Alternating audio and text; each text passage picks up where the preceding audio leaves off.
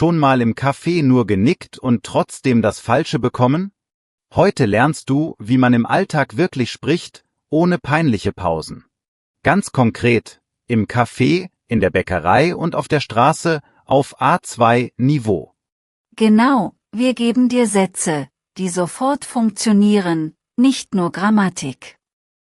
Du hörst echte Beispiele, kleine Rollenspiele und Tipps gegen typische Fallen. Nach der Folge kannst du einfacher bestellen, fragen und kurz smalltalken. Hi zusammen, ich bin Julia, und das ist Tim. Kleiner Hinweis, die ganze Lektion gibt's übrigens auf Vocabli. So, lass uns direkt reinstarten, ohne langes Blabla. Also, Alltag heißt für mich, kurz und freundlich. 2 Zaubersätze sind echt Gold wert. Ich hätte gern. Und könnten Sie das bitte wiederholen? Wir üben das gleich in der Bäckerei, ja? Super, wir machen mal ein Rollenspiel. Ich bin die Verkäuferin, du bist der Kunde. Hör mit, sprich gern leise mit und achte auf die kleinen Wörter. Guten Morgen. Was darf's sein? Möchten Sie noch etwas dazu? Und brauchen Sie vielleicht eine Tüte? Guten Morgen. Ich hätte gern 3 Brötchen, bitte. Und ein Stück Apfelkuchen. Ach ja, zum Mitnehmen, bitte. Alles klar, 3 Brötchen und ein Stück Apfelkuchen. Sonst noch etwas? Das macht 8,50 €. Möchten Sie mit Karte zahlen? Mit Karte, bitte. Könnten Sie das bitte noch mal langsam sagen? Ich hab den Preis nicht ganz verstanden. Klar, kein Problem, das macht 8,50 €. Hier ist die Quittung. Einen schönen Tag noch. So, kurze Pause. Wichtig war, ich hätte gern. Das klingt höflich und sicher. Und noch mal langsam, bitte ist total okay. Das machen Deutsche auch, wenn's laut ist. Quittung heißt übrigens Beleg, also der Zettel für den Kauf. Und hör mal, das kleine Wort bitte macht echt viel aus. Mit Karte zahlen hört man ständig, das ist normal. Wenn du die Tüte nicht willst, sag einfach, nein, danke, keine Tüte. Wenn du ganz verloren bist, sag ruhig, Entschuldigung, mein Deutsch ist noch nicht so gut. Können Sie langsam sprechen? Das ist ehrlich und höflich, und die meisten helfen gern. Apropos bestellen, da gibt's so eine lustige Geschichte. Ein Freund sagte in einer Bar super selbstbewusst, ein Bier, so viel wie möglich. Der Barkeeper hat gelacht und ein riesiges Tablett gebracht. Alle fanden's witzig, aber ja, das war natürlich zu viel. Genau deshalb, sag lieber ein kleines Bier oder ein großes Bier, bitte. Oder noch sicherer, ein helles Bier, klein, bitte. Und wenn du kein Alkohol willst, ein Glas Leitungswasser, bitte, klappt auch gut.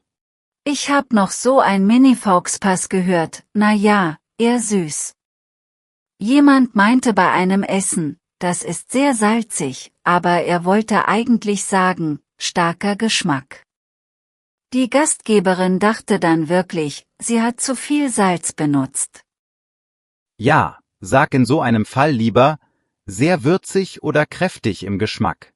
Salzig heißt halt wirklich, viel Salz. Das rettet die Stimmung und zeigt, dass du differenzierst. Fürs Hören und Sprechen hilft übrigens was Unerwartetes, Kindersendungen. Da ist die Sprache langsam und klar, und die Sätze sind kurz.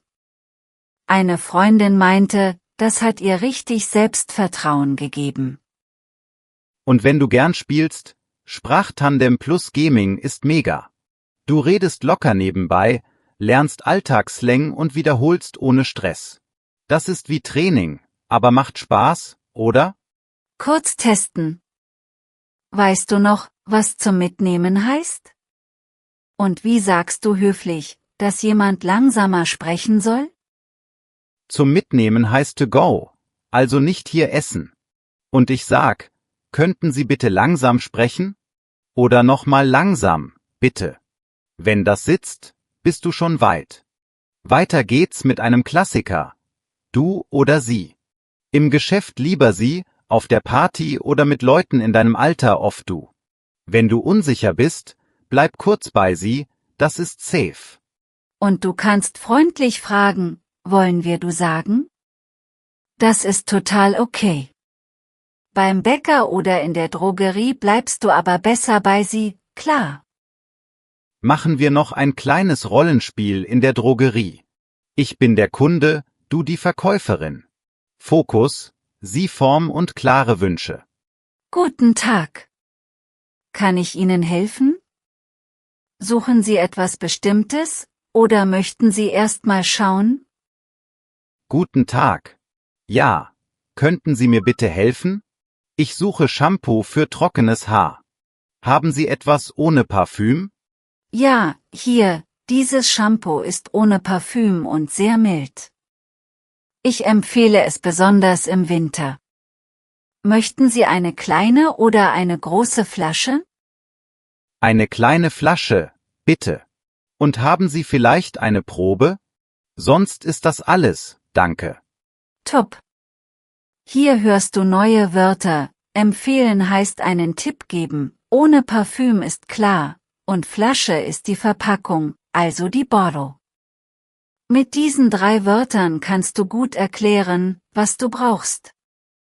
Jetzt ein Fehler, der oft nervt, aber passiert, die Artikel. Viele sagen der Ärztin, das ist falsch. Richtig ist die Ärztin und der Arzt. Lern das Wort immer mit Artikel, das hilft echt. Genau, mach kleine Päckchen, die Flasche, der Bus, das Brot. Schreib sie dir auf Zettel und kleb sie halt dahin, wo du sie siehst. So wird das automatisch, ohne großes Nachdenken. Wenn du mal unsicher bist, sag einfach das Wort ohne Artikel und lächle.